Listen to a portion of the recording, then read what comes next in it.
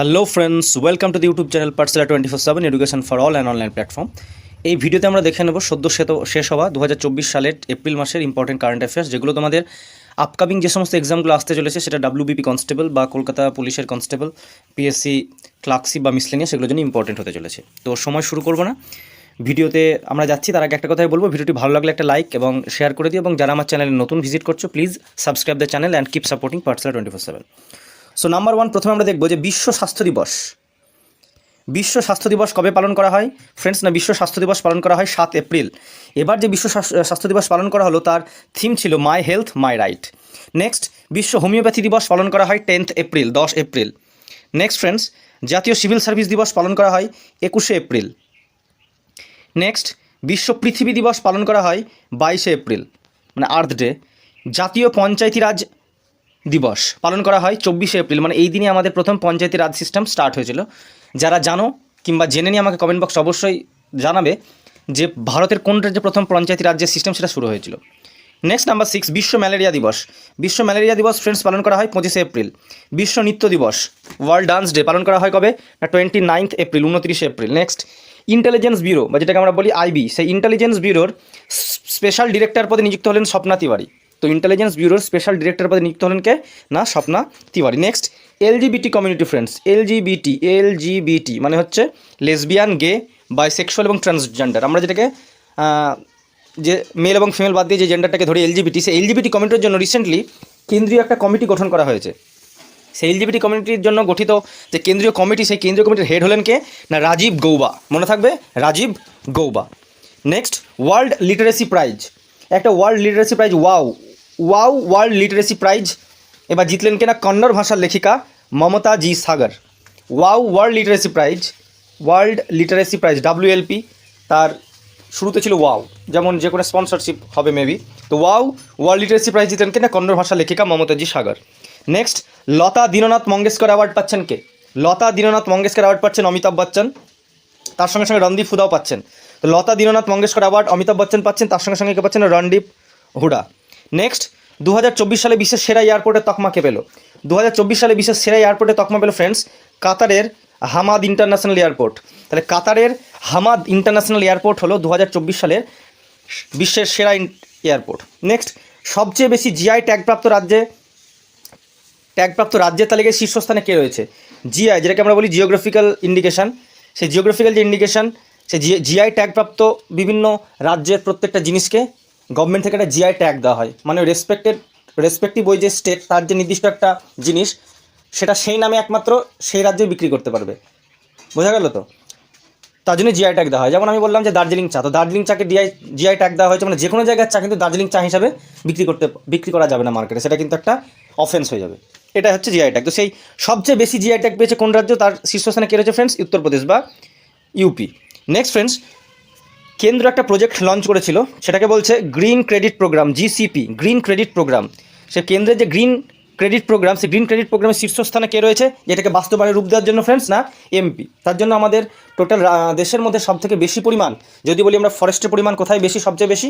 না ফ্রেন্ডস, মধ্যপ্রদেশেই। এবং কেন্দ্রের প্রজেক্টের নাম আমরা অবশ্যই মনে রাখবো কি? না, green credit programme, GCP। Next, একমাত্র ভারতীয় ওয়েট লিফটার মীরাবাই ছানু, যে কিনা এর আগের বার যে অলিম্পিক হয়েছিল তাতে গোল্ড মেডেল পেয়েছিলেন, সেই মীরাবাই ছানু একমাত্র ভারতীয় ওয়েট লিফটার যিনি নেক্সট যে প্যারিস অলিম্পিক হবে তার জন্য কোয়ালিফাই করলেন। নেক্সট, প্রথম ন্যাশনাল উইমেন্স হকি লিগ অনুষ্ঠিত হলো। ফার্স্ট আমাদের কিন্তু ন্যাশনাল উইমেনদের জন্য ন্যাশনাল হকি লিগ অনুষ্ঠিত হয়ে গেল কোথায়? ঝাড়খণ্ডের ক্যাপিটাল রাঁচিতে। নেক্সট, 2024 সালের এশিয়ান রেসলিং চ্যাম্পিয়নশিপ অনুষ্ঠিত হলো কোথায়? কিরগিজস্তানে। এশিয়ান রেসলিং চ্যাম্পিয়নশিপ অনুষ্ঠিত হলো কিরগিজস্তানে। সেখানে ইন্ডিয়া 9টা মেডেল পেয়েছে, তার মধ্যে 4টে গোল্ড এবং 5টা ব্রোঞ্জ। 2023-24 সিজন যেটা গেল, ISL ইন্ডিয়ান সুপার লিগ, যে ফুটবল লিগ হয় ইন্ডিয়াতে, তার লিগ শিল্ড কে জিতলো ফ্রেন্ডস। মোহনবাগান, কিন্তু ফাইনালে মোহনবাগান কিন্তু চ্যাম্পিয়ন হতে পারেনি। মানে এবার ISL 2023-24 সালে লিগ শিল্ড জিতেছে মোহনবাগান, কিন্তু মরশুমের চ্যাম্পিয়ন হয়েছে কিন্তু মুম্বাই সিটি FC। ফাইনালে তারা কলকাতাকে 2-1 গোলে পরাজিত করে। কলকাতা বলা ভুল হবে, মোহনবাগান সুপার জায়ান্টসকে মুম্বাই সিটি FC 2-1 গোলে পরাজিত করে ফাইনালে। তো 2023-24 যে সিজন চলে গেল তাতে ISL চ্যাম্পিয়ন হচ্ছে কিন্তু মুম্বাই সিটি FC, কিন্তু লিগ শিল্ড জিতেছে কিন্তু মোহনবাগান। নেক্সট, প্রথম ভারতীয় ক্রিকেটার যিনি ইন্টারন্যাশনাল T20-তে যে ইন্টারন্যাশনাল টি টোয়েন্টিতে প্রথম 500টা ছক্কা মারা রেকর্ড করলেন কোন ভারতীয় না? রোহিত শর্মা। নেক্সট, রিসেন্ট এখন আইপিএল চলছে, ইন্ডিয়ান প্রিমিয়ার লিগ, সেই আইপিএলে প্রথম বোলার হিসেবে 200টা উইকেট কে পেলেন? যুজবেন্দ্র চাহাল, যিনি রিসেন্ট যে 2024 সালের যে মেন্স টি20 ইন্টারন্যাশনাল যে মেন্স টি20 ওয়ার্ল্ড কাপ হবে সেখানেও তিনি জায়গা করে নিয়েছেন। তো 200টি উইকেট পেলেন কোন বোলার? যুজবেন্দ্র চাহাল। রিসেন্টলি তিনি কোন টিমের হয়ে খেলছেন ফ্রেন্ডস? না, রাজস্থান রয়্যালসের হয়ে কিন্তু এই আইপিএলে তিনি রিপ্রেজেন্ট করছেন। নেক্সট, সৌরভ ঘোষাল, তার যে পেশাদার জীবন, তিনি একজন খেলোয়াড় ছিলেন, সেই পেশাদার জীবন থেকে তিনি রিটায়ারমেন্ট নিলেন। তোমাদেরকে ফ্রেন্ডস বলতে হবে যে সৌরভ ঘোষাল কোন স্পোর্টসের সঙ্গে যুক্ত ছিলেন। কমেন্ট বক্সে আমাকে অবশ্যই লিখে জানাও, আর নইলে ভিডিও শেষে আমি গিয়ে বলে দিচ্ছি যে সৌরভ ঘোষাল রিসেন্টলি রিটায়ারমেন্ট নিলেন, তোমাদেরকে বলতে হবে তিনি কোন খেলার সঙ্গে যুক্ত ছিলেন। নেক্সট, আইসিসি মেন 2020 যেটা 2024 হবে, সেটা কোথায় হবে ফ্রেন্ডস? যেটাকে আমরা ওয়েস্ট ইন্ডিজ বলি, তো সেখানে হবে, বা যেটাকে আমেরিকা উপমহাদেশ বলা হয়, সেখানে হবে। তো তার অফিসিয়াল ব্র্যান্ড অ্যাম্বাসেডর হিসেবে কাকে নিযুক্ত করা হয়েছে ফ্রেন্ডস? তো অফিসিয়াল ব্র্যান্ড অ্যাম্বাসেডর হিসেবে নিযুক্ত করা হয়েছে fastest man on the earth, আমরা যাকে বলে থাকি উইসিন বোল্ট। সে উইসিন বোল্টকে কিন্তু অফিসিয়াল ব্র্যান্ড অ্যাম্বাসেডর হিসেবে নিযুক্ত করেছে কে? করা হয়েছে কিসের জন্য? যে আইসিসি মেন টি20 ওয়ার্ল্ড কাপ যেটা অনুষ্ঠিত হতে চলেছে আমেরিকা উপমহাদেশে জুন মাসের শেষের দিকে, সেখানে ব্র্যান্ড অ্যাম্বাসেডর হিসেবে নিযুক্ত হয়েছেন কে? না, fastest man on the earth যাকে আমরা বলি উইসিন বোল্ট, তিনি। নেক্সট ফ্রেন্ডস, ভারত, মালদ্বীপ এবং শ্রীলঙ্কা, তিনটে দেশ, ভারত, মালদ্বীপ এবং শ্রীলঙ্কা, এদের মধ্যে একটা ত্রিপাক্ষিক অনুশীলন শুরু হলো, যেটাকে আমরা বলি মিলিটারি এক্সারসাইজ। তো সেটার নাম কি? দোস্তি 16। তো দোস্তি 16 কোন কোন দেশের মধ্যে একটা মিলিটারি এক্সারসাইজ? না, ভারত, মালদ্বীপস এবং শ্রীলঙ্কা। নেক্সট, ট্রু প্রমিস হলো ফ্রেন্ডস একটা অপারেশন। এটা কোন দেশ লঞ্চ করেছে? এটা ইরান লঞ্চ করেছে অপারেশন ট্রু প্রমিস। কোন দেশের বিরুদ্ধে? ইসরায়েলের বিরুদ্ধে। তাহলে ইসরায়েল যে প্যালেস্তাইনে অ্যাটাক করলো, সেটার এগেনস্টে ইরাক একটা অপারেশন লঞ্চ করেছে, তার নাম হচ্ছে কি না? True promise. নেক্সট, সাগর কবচ, এটা হচ্ছে একটা নিরাপত্তা অনুশীলন বা এক্সারসাইজ বলতে পারি। এটা আমাদের কোন উপকূলে রিসেন্টলি অনুষ্ঠিত হয়ে গেল? তাহলে সাগর কবচ যেটা হচ্ছে একটা উপকূলীয় নিরাপত্তা অনুশীলন, মানে আমাদের কোস্ট গার্ডের জন্য একটা অনুশীলন, কোস্টগুলোকে গার্ড করার জন্য আমাদের একটা অনুশীলন, মানে উপকূলগুলোকে নিরাপত্তা দেওয়ার জন্য। সেটা কোথায় রিসেন্ট হয়ে গেল? না, Lakshadweep. Next, Indian army recent anti tank guided missile training অনুষ্ঠিত করলো, কোথায়? সিকিমে। তাহলে ভারতের আর্মি বা ইন্ডিয়ান আর্মি তাদের anti tank guided missile training অনুষ্ঠিত করলো, সেটাকে কোথায় অনুষ্ঠিত করলো ফ্রেন্ডস? না, সিকিমে। নেক্সট, সালমান রুশদি, ইনি হচ্ছেন একজন British American writer. Salman Rushdie খুবই ফেমাস। সে সালমান রুশদি তিনি রিসেন্টলি তার আত্মজীবনী প্রকাশ করলেন, এবং আত্মজীবনী মানে অটোবায়োগ্রাফি। সে অটোবায়োগ্রাফি তিনি নাম কি দিয়েছেন? না ফ্রেন্ডস, নাইফ। তোমাদেরকে অবশ্যই কয়েকটা বই তোমরা অবশ্যই দেখে নেবে যে তার লেখা কতগুলো বইয়ের নাম, যে কোনো এক্সামের জন্য কিন্তু সবসময় ইম্পর্টেন্ট। তাহলে সালমান রুশদি, যিনি হচ্ছেন একজন ব্রিটিশ আমেরিকান রাইটার, তিনি তার রিসেন্ট অটোবায়োগ্রাফি প্রকাশ করলেন, নাম দিয়েছেন কি না? নাইফ। তোমরা কিন্তু অবশ্যই দেখে নেবে সালমান রুশদি লেখা কিছু ফেমাস বইগুলো সম্পর্কে। নেক্সট, দ্য উইনার্স মাইন্ডসেট, এটা হচ্ছে একটা বই, মানে বুক আর কি। দ্য উইনার্স মাইন্ডসেট, এটিকে লিখেছেন কে? না, অস্ট্রেলিয়ান অলরাউন্ডার শেন ওয়াটসন। ইনি ক্রিকেট খেলতেন, অস্ট্রেলিয়াকে রিপ্রেজেন্ট করেছেন, ওয়ার্ল্ড কাপে রিপ্রেজেন্ট করেছেন, ফেমাস অলরাউন্ডার ছিলেন, নিজের টাইমে টপ অলরাউন্ডারের মধ্যে একজন ছিলেন। তিনি রিসেন্ট একটা বই লিখেছেন, তার নাম কি? The winners mindset. Next, 29, IMF, international যে মনিটারি ফান্ড রয়েছে আমাদের IMF, সেই IMF-এর ডিরেক্টর পদে যিনি ছিলেন তিনি আবার পুনরায় নির্বাচিত হয়েছেন। তো তোমাদেরকে বলতে হবে এখানে কোশ্চেনটা হচ্ছে এটাই, যে ইন্টারন্যাশনাল যে মনিটারি ফান্ড IMF, তার ডিরেক্টরকে? না, ক্রিস্টিয়ানা জর্জিয়েভা। ক্রিস্টিলিয়ানা যাই হোক, জর্জিয়েভা, তিনি IMF-এর ডিরেক্টর পদে পুনরায় নিযুক্ত হলেন, মানে আগেও ডিরেক্টর ছিলেন, আবারও তিনি ডিরেক্টর পদে নিযুক্ত হলেন। নামটা মনে রাখবো, Kristalina Georgieva. Next, BharatPe company, UPI transaction হয় ভারত পে কোম্পানি। সে ভারত পে কোম্পানি কী হলো? নতুন CEO পদে কে নিযুক্ত হলেন? তাহলে ভারত পে কোম্পানি নতুন CEO পদে নিযুক্ত হলেন কে? নলিন নেগি। তাহলে ভারত পে কোম্পানির নতুন CEO পদে নিযুক্ত হলেন কে? নলিন নেগি। নেপালে UPI প্রমোট করার জন্য সেবা বলে একটা সংস্থা তারা পার্টনারশিপ করলো ফোনপের সঙ্গে। তাহলে সেবা হচ্ছে একটা সংস্থা, এরা পার্টনারশিপ করলো কার সঙ্গে? ফোনপের সঙ্গে। কিসের জন্য? না, নেপালে UPI-কে প্রমোট করার জন্য। নেক্সট ফ্রেন্ডস, 32, প্রথম প্রাইভেট ব্যাংক হিসাবে HDFC ব্যাংক। তাহলে HDFC হচ্ছে একটা প্রাইভেট ব্যাংক। সে HDFC ব্যাংক কী হলো? প্রথম প্রাইভেট ব্যাংক হিসাবে লাক্ষাদ্বীপে তাদের ব্রাঞ্চ খুললো। তাহলে প্রথম প্রাইভেট ব্যাংক হিসাবে HDFC ব্যাংক লাক্ষাদ্বীপে তাদের ব্রাঞ্চ খুললো। নেক্সট, IIT বোম্বে ক্যান্সারের জন্য জিন থেরাপি লঞ্চ করলো। IIT বোম্বে ক্যান্সারের জন্য জিন থেরাপি লঞ্চ করলো। এটাকে লঞ্চ কার দ্বারা করা হলো? আমাদের রেসপেক্টেড যে প্রেসিডেন্ট দ্রৌপদী মুর্মু, তিনি লঞ্চ করলেন। কি লঞ্চ করলেন? Gene therapy. কোথায় লঞ্চ করা হলো? IIT বোম্বেতে। নেক্সট ফ্রেন্ডস, DRDO বিভিন্ন অস্ত্রের জন্য টেস্টিং সেন্টার বানাবে। রিসেন্টলি DRDO ঠিক করেছে তারা তাদের বিভিন্ন অস্ত্রের জন্য টেস্টিং সেন্টার বানাবে। সেটা কোথায় বানাবে? ওয়েস্ট বেঙ্গল বা পশ্চিমবঙ্গের জুনপুট নামক গ্রামে। তোমাদেরকে ফ্রেন্ডস আমাকে কমেন্টে বলতে হবে যে DRDOর ফুল ফর্ম কি, DRDOর বর্তমানে ডিরেক্টর কে রয়েছেন, এবং DRDOর যে হেডকোয়ার্টার সেটা কোথায় রয়েছে। তোমরা DRDO সম্পর্কে একটু নলেজ নিয়ে নেবে আর কি, মানে এরা কী ধরনের কাজকর্ম করে, হেডকোয়ার্টার কোথায়, কবে স্থাপন করা হলো, বর্তমানে ডিরেক্টর পদে কে রয়েছে। তো ডিআরডিও পশ্চিমবঙ্গের জুনপুটে তাদের টেস্টিং সেন্টার বানাবে। নেক্সট 2040 সালে ভারত চন্দ্রয়ান 4 মিশন লঞ্চ করবে কিন্তু 2040 সালে ঘোষণা করেছে রিসেন্টলি ইসরো যে 2040 সালে তারা চন্দ্রযান 4 মিশন লঞ্চ করবে। নেক্সট উত্তরপ্রদেশে প্রথম গ্লাস স্কাইওয়াক ব্রিজ বানানো হলো, মানে ব্রিজ বানানো হয় কাঁচের, তোমরা অবশ্যই দেখেছো, একদম কাঁচের ব্রিজের মতন বানানো হয়, চারিদিকে সব কিছু দেখা যায়, সে কাঁচের ব্রিজ, এটাকে স্কাইওয়াক বলা হয়, গ্লাস স্কাইওয়াক, সেটা উত্তরপ্রদেশে বানানো হলো প্রথম। কোথায় সেটা না, চিত্রকূটে। মানে ইন্ডিয়াতে আরও অনেক স্টেটে রয়েছে, উত্তরপ্রদেশে প্রথম কোথায় বানালো না, চিত্রকূট। নেক্সট 37 ভারতের সবথেকে হালকা বুলেট প্রুফ জ্যাকেট বানালো ডিআরডিও। একটু আগে আমি ডিআরডিও সম্পর্কে বললাম, তো এই ডিআরডিও কিন্তু এরা কী করে, তাহলে এখান থেকে একটা নলেজ পাওয়া গেল, বিভিন্ন অস্ত্রশস্ত্র বানায়, তার টেস্টিং সেন্টার বানাবে পশ্চিমবঙ্গের জুনপুটে, তার সঙ্গে সঙ্গে এরা সবথেকে হালকা বুলেট প্রুফ জ্যাকেট বানালো, তো ডিআরডিও। নেক্সট 38 বিশ্বের প্রথম নিউক্লিয়ার এনার্জি সামিট অনুষ্ঠিত হলো, ওয়ার্ল্ডের ফার্স্ট নিউক্লিয়ার এনার্জি সামিট অনুষ্ঠিত হয়ে গেল কোথায় না, বেলজিয়ামের ক্যাপিটাল কি, ব্রাসেলস।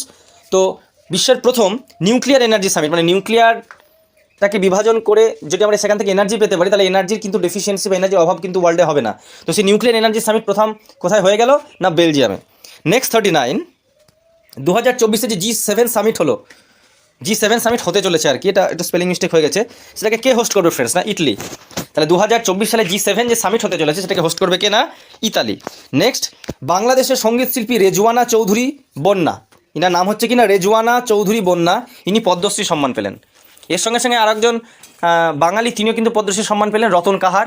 তোমরা রতন কাহারের বড়লোকের বিটিলো গানটা সবাই শুনেছো, তো রতন কাহারও কিন্তু পদ্মশ্রী পুরস্কার পেলেন। তার সঙ্গে সঙ্গে বাংলাদেশের একজন পেলেন, তার নাম হচ্ছে কি না রেজওয়ানা চৌধুরী বন্যা। নেক্সট বিনোদনমূলক ক্ষেত্রে গাঁজার ব্যবহারকে বৈধতা দিল জার্মানি, বিনোদনমূলক ক্ষেত্রে গাঁজার ব্যবহারকে বৈধ দিল জার্মানি। মানে বিনোদনমূলক মানে যে কোনো দেখা গেলো কোনো যে সমস্ত নাইট ক্লাবগুলো রয়েছে বা পাবগুলো রয়েছে, সেখানে কিন্তু গাঁজাকে এরা বিনোদন হিসাবে ব্যবহার করবে, জার্মানিটাকে ছাড়পত্র দিল। জানি না ভালো হলো কি খারাপ হলো, কিন্তু জার্মানি ছাড়পত্র দিয়েছে আর কি। নেক্সট খরার কারণে জিম্বাবুয়েতে জাতীয় দুর্যোগ ঘোষণা করা হলো, মানে প্রচণ্ড পরিমাণ খরার জন্য জিম্বাবুয়েতে তাদের জাতীয় দুর্যোগ ঘোষণা করা হলো। তাহলে জিম্বাবুয়েতে জাতীয় দুর্যোগ ঘোষণা করা হলো, তো সে জাতীয় দুর্যোগে বা ন্যাশনাল ডিজাস্টার যাকে বলে, তো তার কারণটা কি না খরা। আমরা আমাদের দেশে বন্যা হলে পরে জাতীয় দুর্যোগ ঘোষণা করতে দেখি, তো জিম্বাবুয়েতে জাতীয় খরার জন্য জাতীয় দুর্যোগ ঘোষণা করা হলো। নেক্সট 43 নেপালের আর্মি কী করেছে রিসেন্টলি, মাউন্ট এভারেস্টের ওপরে যে সমস্ত আবর্জনা বা মৃতদেহ পড়ে থাকে সেগুলোকে সংগ্রহ করার জন্য একটা ক্লিনিং ক্যাম্পেইন লঞ্চ করেছে। মানে মাউন্ট এভারেস্টে যখন ট্রেক করতে গিয়ে অনেক সময় অনেক আবর্জনা ফেলে আসে, অনেক মৃতদেহ অনেক সময় লস্ট হয়ে যায়, তো সেগুলোকে পরিষ্কার পরিচ্ছন্ন করার জন্য এবং সংগ্রহ করার জন্য তারা ক্লিনিং ক্যাম্পেইন লঞ্চ করেছে। এটা কারা করেছে না, নেপালের আর্মি। ভালো ইনিশিয়েটিভ। নেক্সট নেপালকে রিসেন্টলি ভারত কী করলো, 35টি অ্যাম্বুলেন্স, 35 অ্যাম্বুলেন্স এবং 66 স্কুল বাস দান করেছে। তাহলে নেপালকে রিসেন্টলি ইন্ডিয়া 35টি অ্যাম্বুলেন্স এবং 66টি স্কুল বাস দান করলো। নেক্সট ভারত হিন্দি রেডিও সম্প্রচার লঞ্চ করলো কুয়েতে, এটা আমাদের কাছে একটা দারুণ বড় অ্যাচিভমেন্ট। তাহলে মধ্যপ্রাচ্যের দেশ যে কুয়েত, সেই কুয়েতে রিসেন্টলি কী হলো, হিন্দি রেডিও সম্প্রচার একটা চ্যানেল হয়েছে, সেখানে হিন্দি রেডিও সম্প্রসারণ হবে কিন্তু। তো হিন্দি রেডিও সম্প্রসারণ করবে কোথায়, কুয়েতে। এটা খুব ভালো একটা অ্যাচিভমেন্ট বলবো ইন্ডিয়ান গভর্নমেন্টের। নেক্সট সম্প্রতি জিআই ট্যাগ পেল ত্রিপুরার মাতাবাড়ির প্যারা। এখন আমি জিআই ট্যাগ সম্পর্কে বলছিলাম, জিওগ্রাফিক্যাল ইন্ডিকেশন, যে নির্দিষ্ট কোনো জায়গার একটা অংশ মানে কোনো একটা প্রোডাক্ট সেই নাম দিয়ে অন্য কেউ কিন্তু বিক্রি করতে পারবে না। আমি উদাহরণ হিসেবে দার্জিলিং চা বললাম, সেরকম সম্প্রতি জিআই ট্যাগ পেল কি ত্রিপুরার মাতাবাড়ির প্যারা। মানে এই মাতাবাড়ির প্যারা ওই এলাকাতে বিখ্যাত হবে, বা ওদের কাছে কিন্তু ওরাই বিক্রি করতে পারে। অন্য কোনো জায়গায় প্যারা বিক্রি হবে এবং সেটাকে মাতাবাড়ির প্যারা হিসেবে বলে কিন্তু কেউ বিক্রি করতে পারবে না। এই ধরনের যে একটা পারমিশন, সেটাকে জিআই ট্যাগ বলে। তো সম্প্রতি জিআই ট্যাগ পেল ত্রিপুরার মাতাবাড়ির প্যারা। এবার ত্রিপুরাতে যে ত্রিপুরা সুন্দরী মন্দির রয়েছে, সেই মন্দিরের প্রসাদ হিসাবে কিন্তু এই মাতাবাড়ির প্যারাকে ব্যবহার করা হয়। তাহলে ত্রিপুরা সুন্দরী মন্দির, সেখানের যে প্রসাদ সেটা মাতাবাড়ির প্যারা, সেখানে ব্যবহার করা হয়। নেক্সট 47 সম্প্রতি জিআই ট্যাগ পেল আসামের বিহু ঢোল। আসামের বিহু নাচ সবাই জানি, নতুন ফসলের সঙ্গে সঙ্গে বিহু রিলেটেড, তো সেখানে যে ঢোলটা বাজানো হয়, সে বিহু ঢোল, সেটাও কিন্তু জিআই ট্যাগ পেল। নেক্সট উত্তরপ্রদেশে বারাণসীর তিরঙ্গা বরফি, তাহলে এটা এক ধরনের বরফি, যেটার নাম হচ্ছে তিরঙ্গা বরফি, সেটা কোথায় পাওয়া যায়, উত্তরপ্রদেশের বারাণসীতে, এখানেও কিন্তু জিআই ট্যাগ পেল। আর একটু আগে আমরা দেখে এলাম বিভিন্ন রাজ্যের বিভিন্ন প্রোডাক্টে জিআই ট্যাগ দেওয়া হয়, তাহলে তার মধ্যে সব থেকে বেশি জিআই ট্যাগ পেয়েছে কোন রাজ্যে না, উত্তরপ্রদেশ। সে উত্তরপ্রদেশেই বারাণসীর তিরঙ্গা বরফিও কিন্তু আবার জিআই ট্যাগ পেল রিসেন্টলি। নেক্সট মহারাষ্ট্রের মিরাজ, সেতার এবং তানপুরা, তাহলে মহারাষ্ট্রের মিরাজ নামক সেতার এবং তানপুরা কিন্তু পাওয়া যায়, সেই মিরাজ, সেতার এবং তানপুরাকেও জিআই ট্যাগ দেওয়া হলো। কোন রাজ্যে সেটা না, মহারাষ্ট্রের। Last but not the least ZiG নামের নতুন মুদ্রা লঞ্চ করলো জিম্বাবুয়ে। একটু আগে আমরা জিম্বাবুয়ে সম্পর্কে একটা কারেন্ট অ্যাফেয়ার্স দেখে এলাম যে সম্প্রতি খরার কারণে সেখানে জাতীয় যে ন্যাশনাল ডিজাস্টার ঘোষণা করা হয়েছে, মানে বিপর্যয় যাকে বলি আমরা। তো সেখানে জিগ নামে নতুন মুদ্রা লঞ্চ করলো কিনা ফ্রেন্ডস জিম্বাবুয়ে। তাহলে এই হচ্ছে ফ্রেন্ডস 50টা ইম্পর্টেন্ট কারেন্ট অ্যাফেয়ার্স যে মাস রিসেন্টলি শেষ হলো এপ্রিল 2024 থেকে। এগুলো তোমাদের আপকামিং এক্সাম আমি আগেই বললাম, WBP constable, Kolkata police constable বা পিএসসি মিসলেনিয়াস এবং পিএসসি ক্লার্কশিপ যে এক্সাম প্রিলিমিনারি এক্সাম সামনে আসতে চলেছে, জুলাই থেকে শুরু হবে, সেগুলো যেরকম ইম্পর্টেন্ট হতে চলেছে। আর একটা কথা বলবো, ভিডিওটি ভালো লাগলে অবশ্যই লাইক এবং শেয়ার করে দিও, এবং যারা আমার চ্যানেলে নতুন আজকে ভিজিট করছে প্লিজ সাবস্ক্রাইব দ্য চ্যানেল এবং কিপ সাপোর্টিং এইভাবে পাঠশালা 24/7-কে। শীঘ্রই দেখা হবে নতুন কোনো ভিডিওতে, ততক্ষণ পর্যন্ত সকলে সুস্থ থাকো, ভালো থাকো, এই কথা বলে ভিডিওটি শেষ করলাম। জয় হিন্দ।